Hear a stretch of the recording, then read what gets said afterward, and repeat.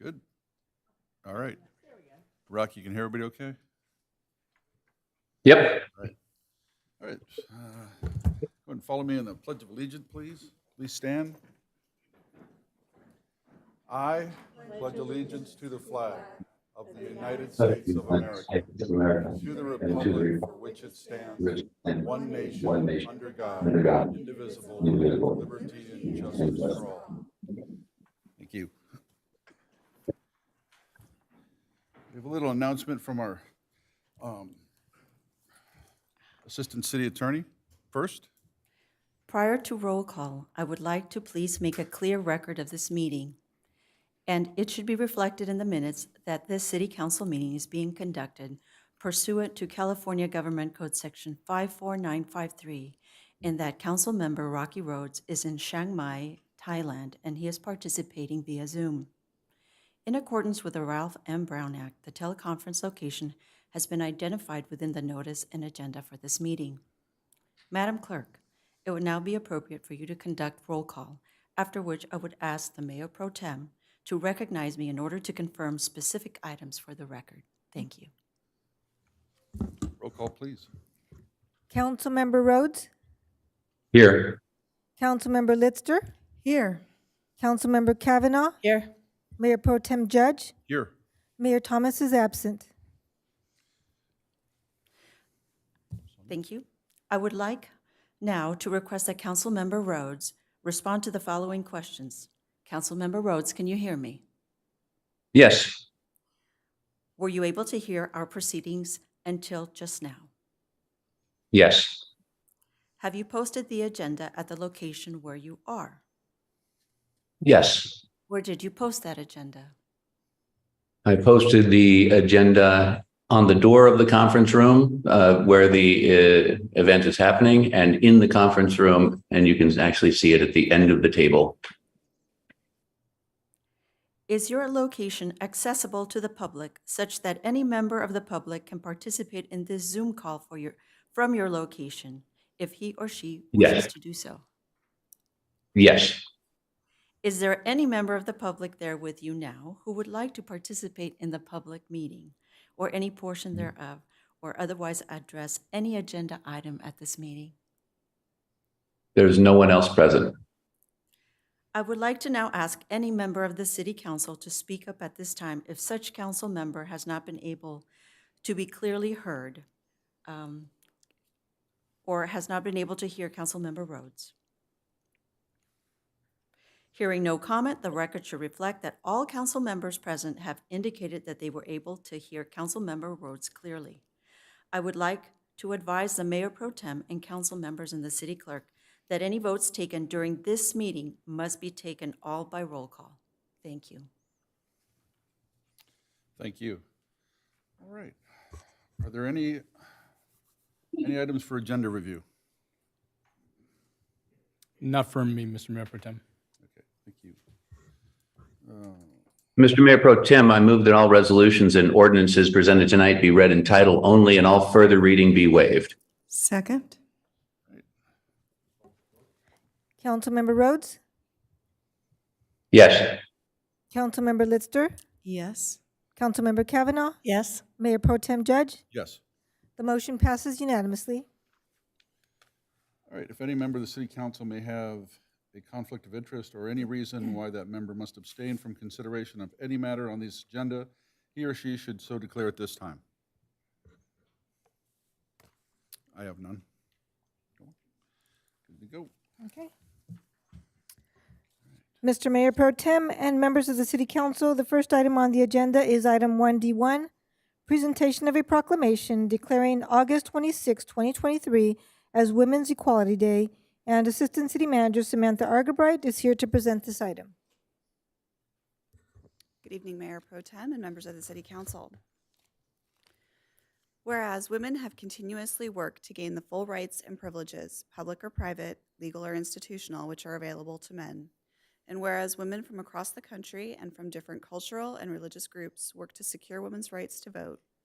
And whereas the 19th Amendment was ratified on August 18, 1920, and certified 8 days later by Secretary of State Bainbridge Colby on August 26, 1920 in his home, without the benefit of cameras to capture the historic event. And whereas Congress has designated August 26th, the date the 19th Amendment was certified as Women's Equality Day, which extended the right to vote to women. Whereas recognizing this day highlights the importance of women's work for democracy. Now therefore, August 26, 2023 is hereby proclaimed Women's Equality Day in the city of Simi Valley to recognize women and the day in which they won their right to vote. Presented this 14th day of August, 2023. Thank you.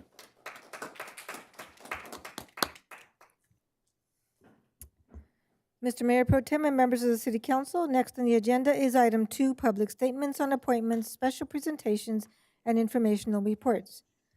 Speakers will be called on in the order in which their card was submitted to speak for this public statement item 2 for a period of no more than 3 minutes each. Persons addressing the City Council are requested to state their name and community residence for the record.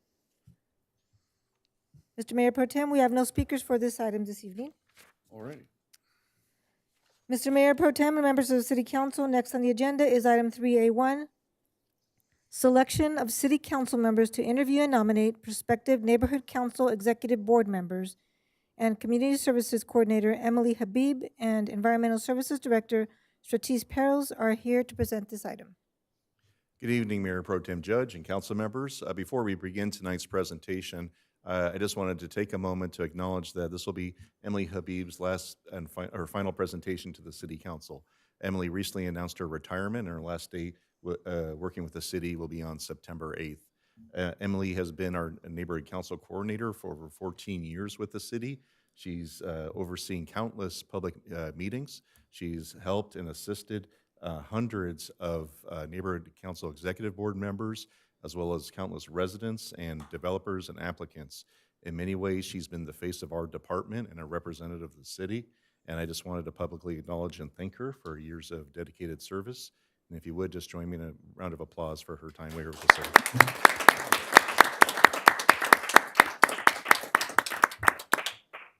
Thank you. Thank you.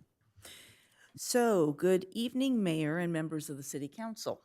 Mayor Pro Tem, pardon.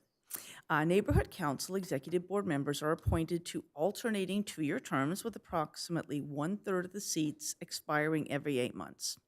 The next term of appointments is scheduled to commence on November 1st, 2023.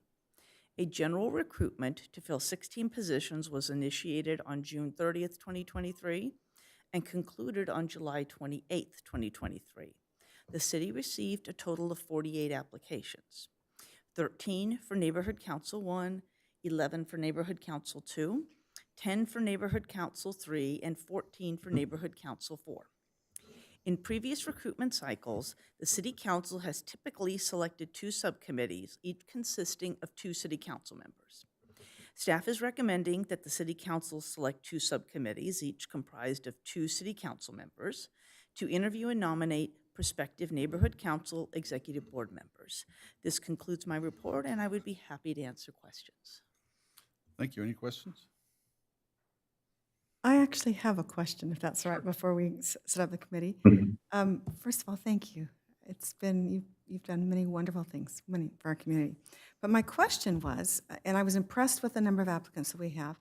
I noticed that we are selecting 4 for each council. How is it handled if there's an unplanned scheduled vacancy? For instance, I know someone in Neighborhood Council 3 moved just last month. Will that add to the number, or do we just wait till the next time around? Has that been factored in? Yes, it has.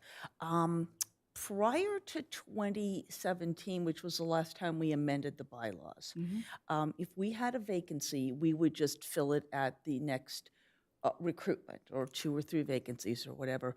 What happened over time is the councils, some of them became very unbalanced. At one point, one of the councils had 8 vacancies at once, and it's just very difficult to lose that many people, try and bring that many people on and get them trained. So what we did when we revised the bylaws is we set specific amounts, 4, 4, and 5 for each recruitment. So yes, we may carry on with some vacancies. If we got to the point where a board was so low that it was right at quorum level or too close to quorum level, we might consider a special recruitment, but otherwise, we hold the seat open until that group comes to its recruitment term. And, maybe you've just answered my question then. Do you see any of the groups at a level that's getting close to that level in terms of vacancies? After this recruitment, the lowest we're going to have is a 10-member board, Which is Neighborhood Council 3? which is 3, That's- which would make it a 6-member quorum. So I would say, I would feel pretty confident. I mean, occasionally there is an issue during the summer when everybody is on vacation. But we're passing that, and I think we'll get to November and they'll have a 10-member board. So in the foreseeable future, I don't see that being an issue. Okay, I appreciate that. And the full board size is 13. 13. Thank you. Okay, that's all. Thank you. Right. You want to work this, just go by districts? I was going to suggest something like that. We'll do it like that. So it'll be Mayor Pro Tem Judge and myself doing 1 and 2, and Councilmember Litzter and Rhodes doing 3 and 4, and it actually is a 24 interview, kind of evens it across the board. Yes, although once we get through orientations, there will be some people that don't make it through. So we don't have the final number. That is more of a maximum. Okay, So once the dates are set and I've done orientations, I'll be able to give you a better idea exactly how many people you'll be working with. all right. Thank you. And my question about this arrangement, which is fine, Councilmember Rose, I think you and I did it together last time. Are you okay doing it with me again, or did you want to? We made an outstanding team. We did, okay, very good. I just wanted to be sure. And I just wanted to also offer my congratulations to Emily. You have done a fantastic job, and for all these years, and I just want to thank you for that. And I know every single member of all the executive boards thanks you for everything you've done. I've always heard compliments from everybody, so we're going to miss you a lot. Yes. Mr. Mayor Pro Tem, I don't remember a motion being made to accept the resignation of Emily, and therefore I think it's null and void, and you have to continue on. Don't know that it works that way. Oh. So official motion to Council or Mayor Pro Tem Judge and myself for interviews for 1 and 2, and Councilmember Litzter and Rhodes for Neighborhood Councils 3 and 4. I'll second that. Call for the vote, please.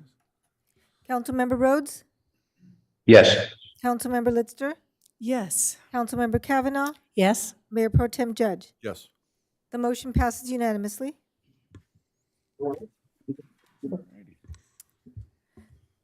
Mr. Mayor Pro Tem and members of the City Council, next on the agenda is item 3A2, designation of 2 city council members as the city's voting delegate and alternate at the League of California Cities Annual Conference Business Meeting.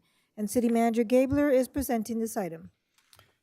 Yes, Mr. Mayor Pro Tem and members of the City Council, we're bringing this before you tonight. Normally, the City Council designates the mayor and mayor pro tem to be their delegates for the annual conference at the League of California Cities. However, we have not, the only confirmations we have so far of those attending is Mayor Pro Tem Judge and Councilmember Kavanaugh. So we wanted to make sure that we have the council an opportunity to delegate who else may be coming, and in case anyone else is planning on attending the conference. So we are asking at this time for you to designate 2 council members to be our delegates to the conference. Okay. I would make a motion to, if it's appropriate now, I'll make a motion to accept the 2 council members that are signed up to go, Mayor Pro Tem Judge and Councilwoman Kavanaugh. Second that. Okay. Which one will be But the, I want to ask if the mayor is choosing to attend, He will be the primary. does that need to be in the motion? Does this, there's no reso on this?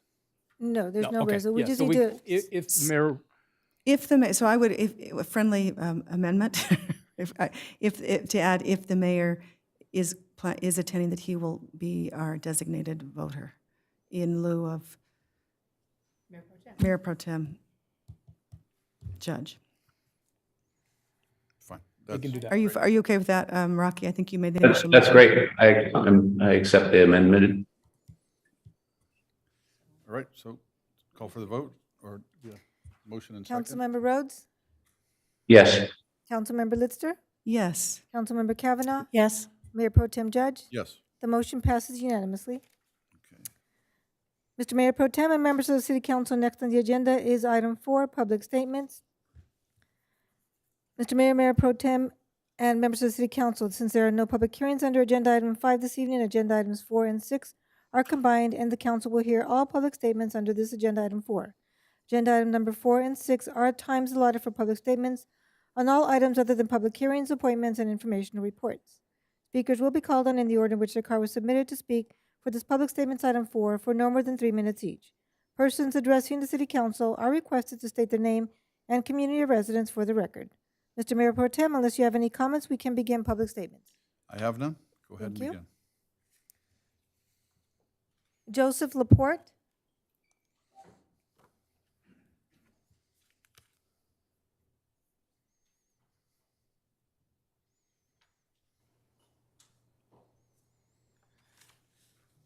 Good evening, Mayor Fred Thomas, Mayor Pro Tem Mike Judge, Council Members D.D. Kavanaugh, Elaine Lister, and Rocky Rhodes. My name is Joseph Laporte.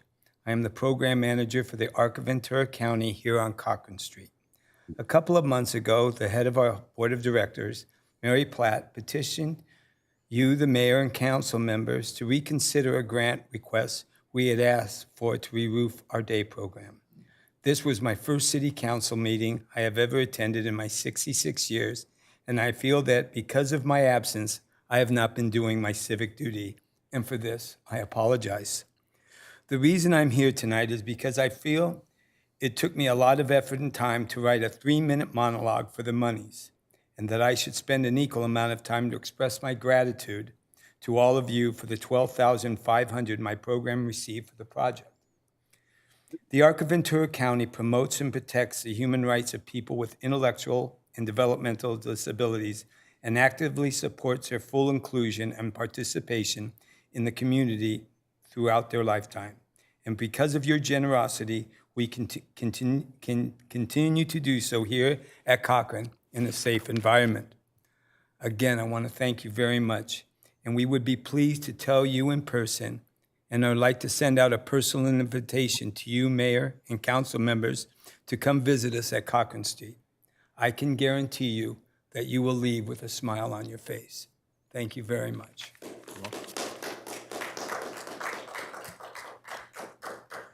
John Lapper.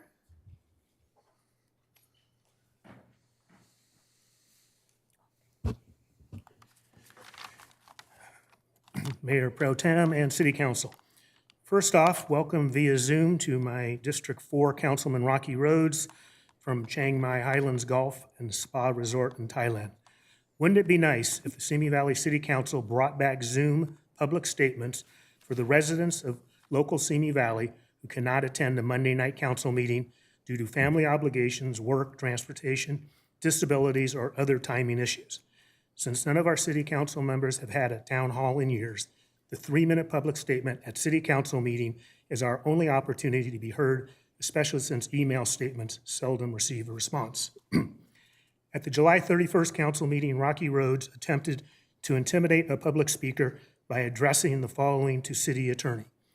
Also, I will be asking the city attorney at another time about accusations leveled against city council people from members of the public to make sure those things are appropriate and dealt with appropriately. That was from Rocky Rhodes. Let me remind Rocky and Mayor Mash that Mayor Mashburn attempted the same tactic when he called me irrelevant in Simi Valley from the dais. An interpretation, assumption, theory on a cargo container vote from a resident of your district should not warrant a threat of a city attorney action. Also, at the July 31st council meeting, City Attorney David Caceres announced a closed session vote of 5-0, authorizing the city of Simi Valley to join a lawsuit to seek appellate review of a court's decision on SB 9 Simi versus State of California. I believe the city is joining this lawsuit filed by Rancho Palos Verdes, City of Lakewood, and the City of Paramount. I inquired about the financial costs to Simi Valley taxpayers, and was to decline that information because it is an active case. Without going into the merits of the case, I have to question the lack of transparency by our city council in not disclosing to the taxpayers the implications of this lawsuit. The last time the city took on Sacramento, it cost the city taxpayers over $400,000 in a lawsuit they lost. Why would Simi Valley team up with these cities with no geographic or financial ties to Simi Valley? It was great seeing Congressman Julia Brownlee and Assemblywoman Jackie Irwin attend a national night out with Simi Valley PD.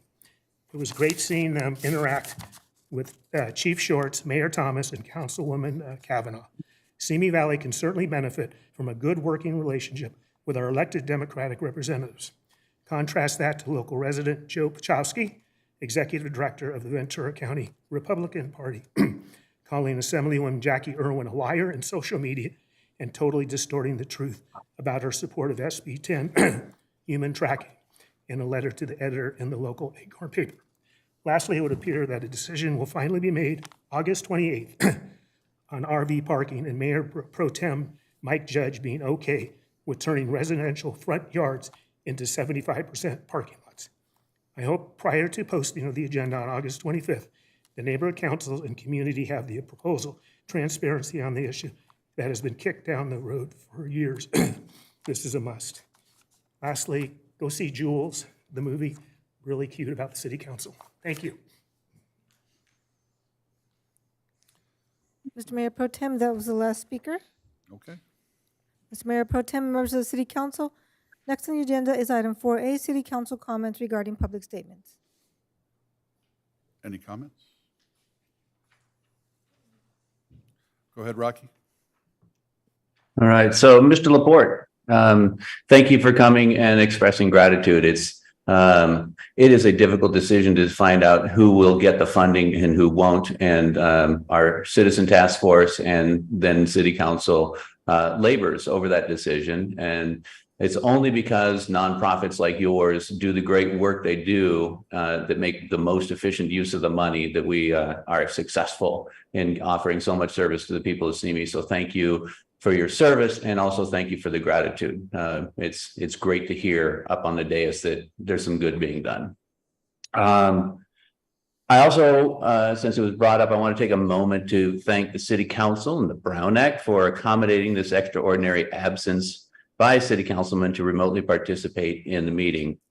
As the council knows, my work took me to Thailand, where over 100 volunteers donated nearly 4,000 hours to assist the local and some indigenous people of Thailand to improve the quality of their coffee and thereby the quality of their lives. By Wednesday of this week, I'm required to be in China. I could have flown back 23 hours, have the council meeting, and then flown 20 hours back to China. So again, I'm grateful for the accommodation, as are the rural coffee farmers of Chiang Mai.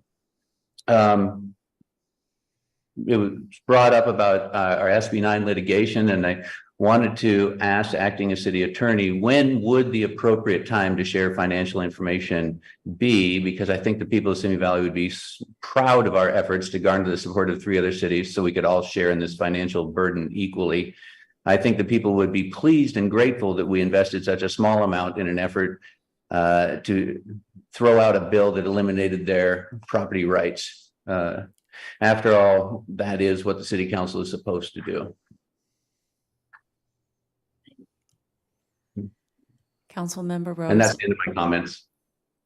Since you've asked that question to me, I'm sorry to say that I have not been privy to what has been going on with SB 9. I am substituting in for David Caceres, and I, at this time, have insufficient information to provide you, but I'm happy to look into the matter and provide you and the rest of the council members with whatever I may find.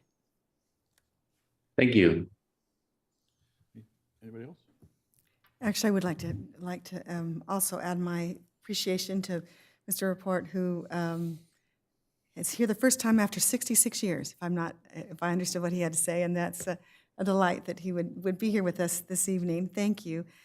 And I'm grateful to my fellow council members that were able to find additional funds that we could expand the grants money to about $150,000. And I understand it's being used, well, to rebuild the roof. And so I will be anxious to hear, because I know it doesn't cover nearly the entire amount, but I'd be anxious to hear how you're able to find the rest of the funds and make that happen, because I know it's important. So thank you for being here. And thank you, Mr. Lapper, for your comments. Always appreciate you being here. Thank you. Good, all right. Mr. Mayor Pro Tem and members of the City Council, next on the agenda is item 7, the consent calendar, and there are no resolutions for your consideration this evening. Would anybody like to pull anything out of the consent calendar? I would not. Okay, I move to approve the consent items, the consent calendar, items 1 through 7. 4. 1 through 4, sorry. Second? Second? I'm used to there being 7. call for the vote, please. Councilmember Rhodes, Yes. Councilmember Lister, Yes. Councilmember Kavanaugh, Yes. Mayor Pro Tem Judge. Yes, The motion passes unanimously. Mr. Mayor Pro Tem and members of the City Council, next on the agenda is item 9A, adoption of a resolution establishing bylaws governing the Simi Valley Arts Commission. The reading of the resolution is as follows. Resolution number 2023-38, a resolution of the City Council of the City of Simi Valley establishing bylaws governing the Simi Valley Arts Commission. And Anna Medina, Deputy Community Services Director Anna Medina is here to present this item.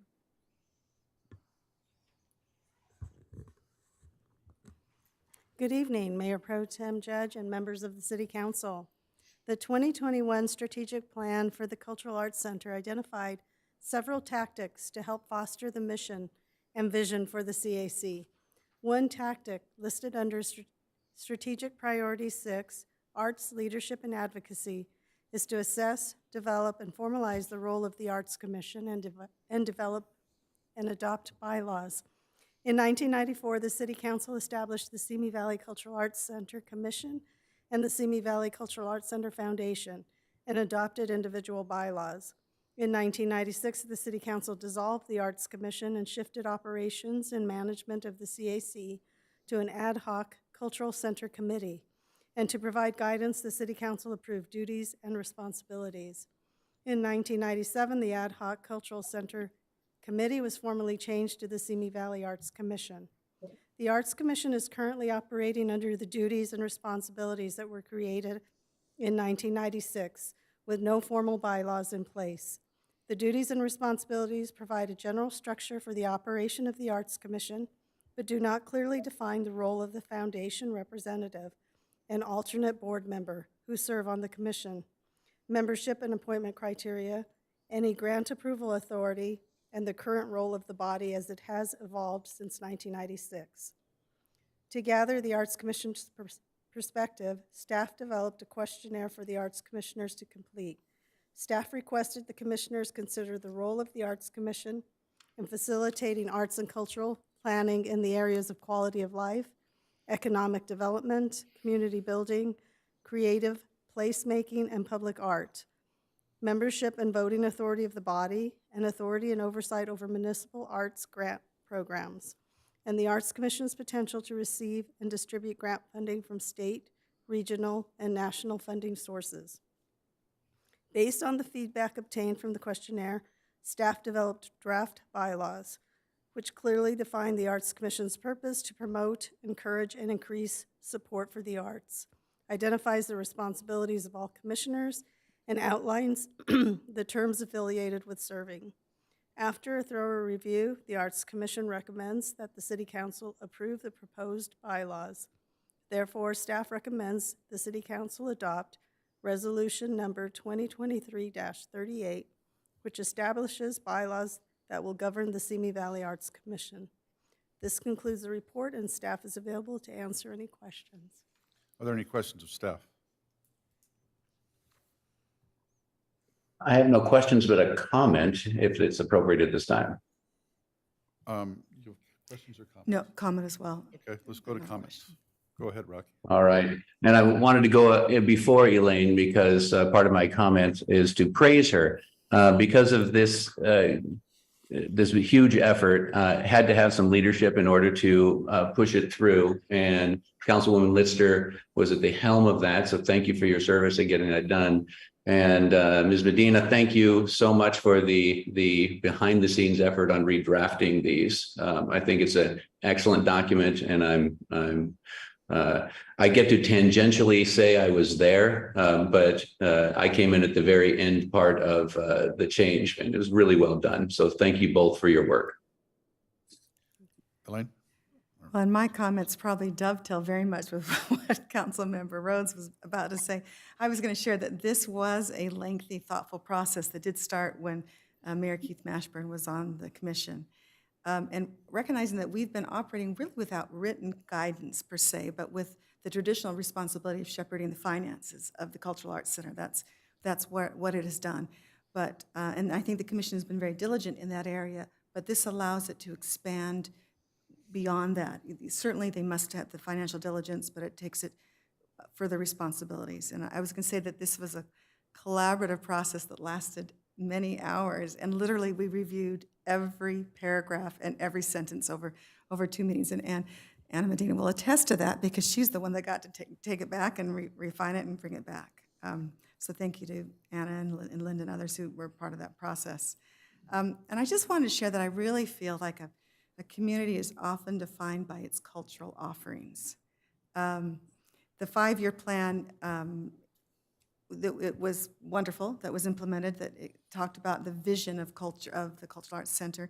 And I want to thank my fellow council members for approving basically a stay of the reimbursement from the Cultural Arts Center for 5 years while they regained their footing financially through COVID. And that was huge to allow them to really expand and experiment and do and expand their offerings. And so I want to thank fellow council members for that.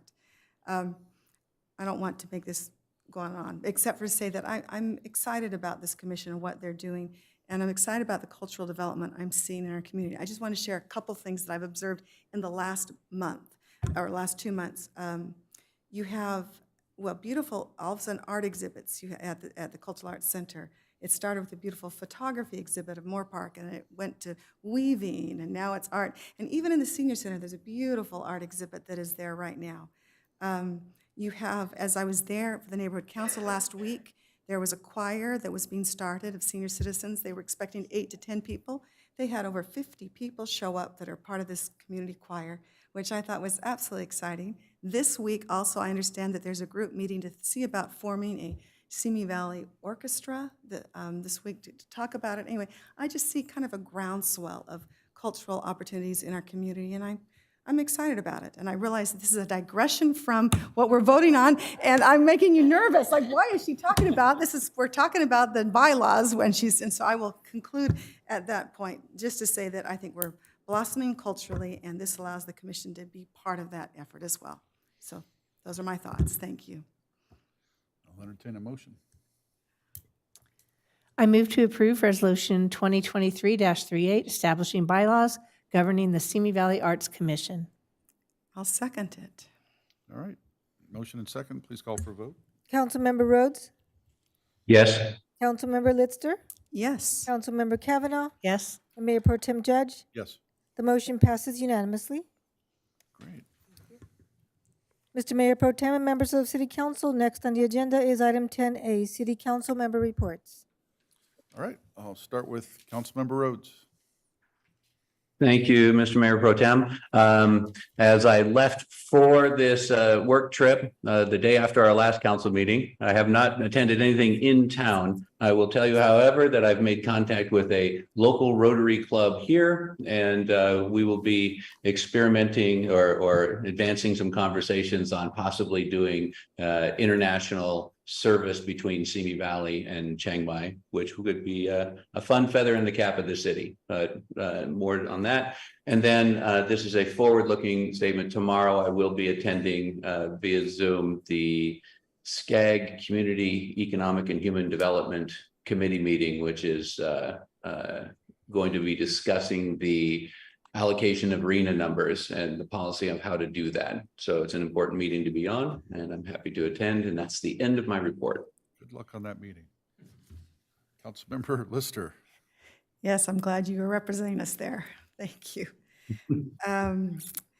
So I want to thank all of those who on Tuesday, August 1st, put together the National Night Out with the police department. That was a wonderful event and well-attended, and it was just a great time to celebrate in the community and to see all of our safety officers and the many things that they do for us and all sorts of, it was really a lovely gathering.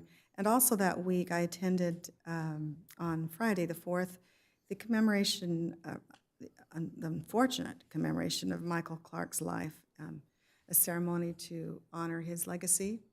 He was our officer that died in the line of duty, and I believe it's been 28 years now that he has passed. But I appreciate that we remember and celebrate his life, and want to thank again our police safety officers who do so much that make and are willing to put their lives on the line. So thank you.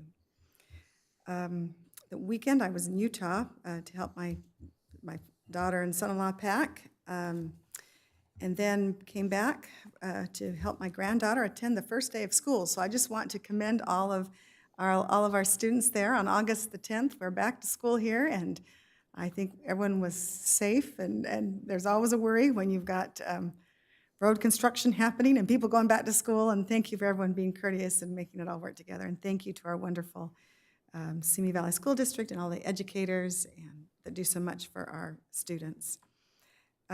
Also, thank you, Brian, we had a meeting on that day as well. On Friday, August the 11th, I attended the ribbon cutting for A+ Cosmetic Dentistry. That is a dental practice that, interestingly enough, it is on Tapo Street, right across from the new development that is coming in on Tapo and Alamo.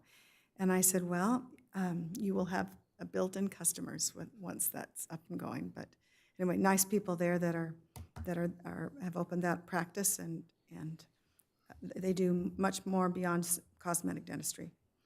And finally, today I had the pleasure of meeting with a young man, Ian Mena, who is a social media influencer. In fact, he runs the Instagram. Do we call it Instagram anymore? Do we call it X? Anyway, the Instagram hashtag soon in Simi is. And so what he does every day is post developments in our fair city, and so he gleans from all sorts of different places, things to announce as far as development that's coming to Simi Valley, projects that are happening. In fact, I will tell you that he has been gleaning from the Neighborhood Council press releases. That's where he's been also pulling things. And I said, well, I'll just make sure that you get all of our press releases, because we're happy to promote wherever we can. And so I appreciate that he has a positive spin wants to positively report what's going on in our community, but certainly he's willing to come talk to me about some concerns that people have raised on his platform. And so that was the conversation today. And so I wanted to thank him and wish him the best. He is just finished Moore Park College, and he will be this fall, he's a computer science major, headed to CSUN. So anyway, appreciate our wonderful community, and that ends my report. Thank you. Thank you. Councilmember Kavanaugh? Thank you, Mayor Pro Tem. First off, I did want to start out, I happened to glance down at my phone, and I have a message from a neighborhood council member saying, hey, Dee Dee, watching council, we have neighborhood executive boards. No, Emily is retiring. As you know, this is my 4th term. We have been so lucky to have Emily. I feel sure it will be difficult to replace her. She was absolutely the best. So just thought I'd share. That was from Jan. And I am going to miss her a lot. So that'll be bad. A bad thing that she's gone, but happy for her. Saturday, August 26th is Clear the Shelters. Please, everybody help out. We have a shelter here in Simi, and we also have our main one in Ventura. And it's going to be, I think it's a statewide initiative, if not nationwide initiative, but we won't have a meeting before then, so I want to make sure I get that out there. So Clear the Shelters, we have a great group of people in both locations, and I know there are a lot of animals looking for their homes. I have a cat if anyone wants him. He's only 1.5 years old, and boy, he's like a toddler. So, but I got him from a rescue too, so we're good. I also attended Tuesday, August 1st, National Night Out. It was a great event. Thank you to the police department that put that on. Our Assistant Chief Adam Zeck is here, and we used to do it in a different way with block parties, and then we started out this new way here, having it in our general area. And I really think it's a great place to have it.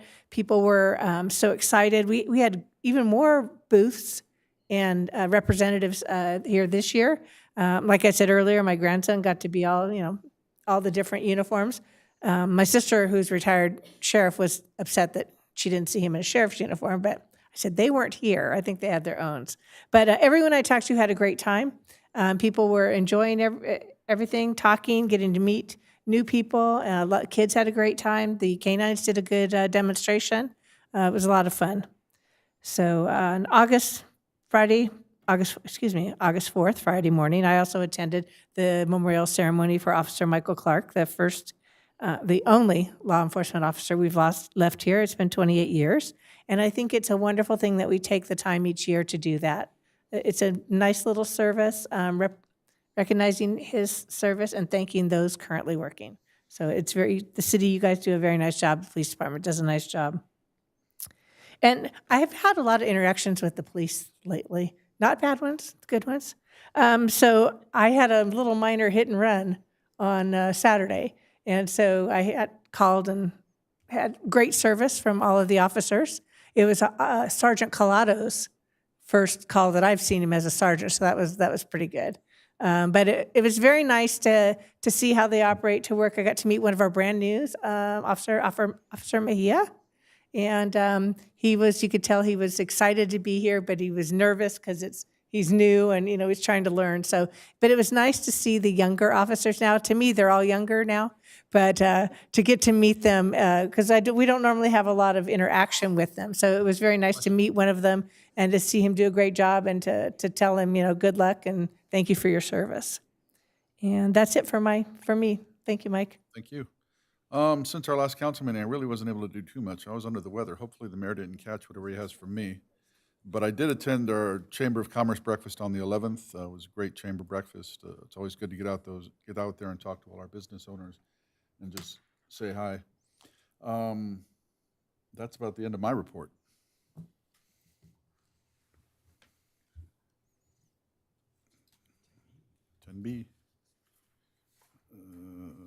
Anybody have, okay, does anybody have any, want to have any agenda items for the future council meetings?